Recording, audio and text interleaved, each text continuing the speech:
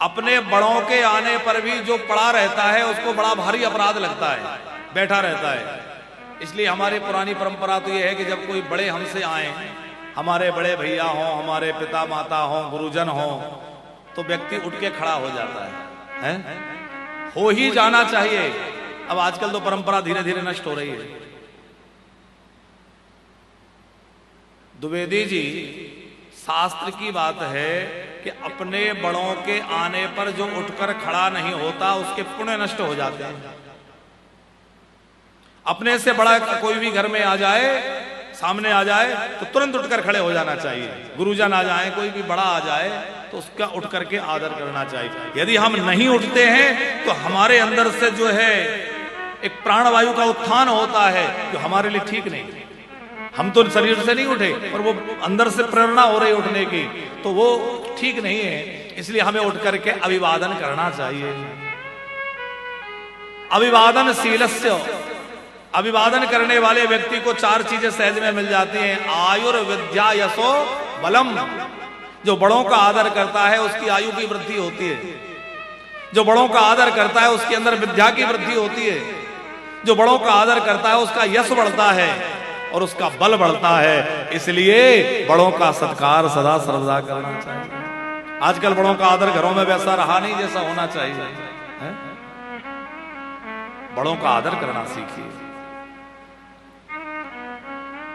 कभी भी ऐसा पैर रख करके नहीं बैठना चाहिए कि हमारे घर के बड़े हमारे चरण के तलवे को देख पाएं। यह भी शास्त्र में लिखा है।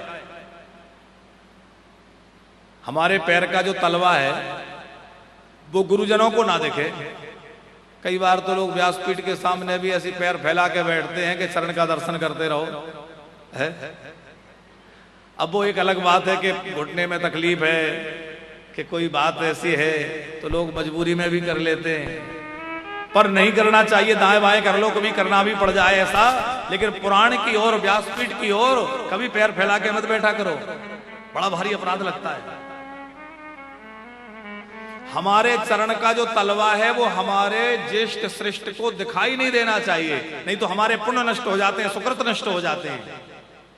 अभी आजकल के बच्चों को तो बात जल्दी समझ में आएगी नहीं, लेकिन ये पुराने की बात है। और दूसरा, जब हम चलें तो इस तरह से धम धम करके नहीं चलना चाहिए कि हमारे पैरों की आवाज बड़े गुरुजनों के कानों में जाए। इसलिए शिष्य को आज्ञा है कि गुरुजनों के रहते बहुत सावधान होकर चले, धीमा चले, पैर आस्था रखे। ऋषियों में, साधुओं में एक परंपरा है द्विवेदी जी कि जब तक शिष्य के गुरुजी रहते हैं शरीर से, तो शरीर से गुरुजी विराजमान रहते हैं, तब तक शिष्य जो है खड़ाऊ नहीं पहनते। क्यों? बोले खड़ाऊ पहनेंगे तो चटपट चटपट हो गए, गुरुजी के कानों में आवाज आएगी तो शिष्य को अपराध लगेगा। इसलिए शिष्य जब तक गुरुजी रहते हैं तब तक खड़ाऊ नहीं पहनते। अब आजकल तो परंपरा धीरे धीरे कम हो रही है। तो बड़ों का आदर बड़ा आवश्यक है।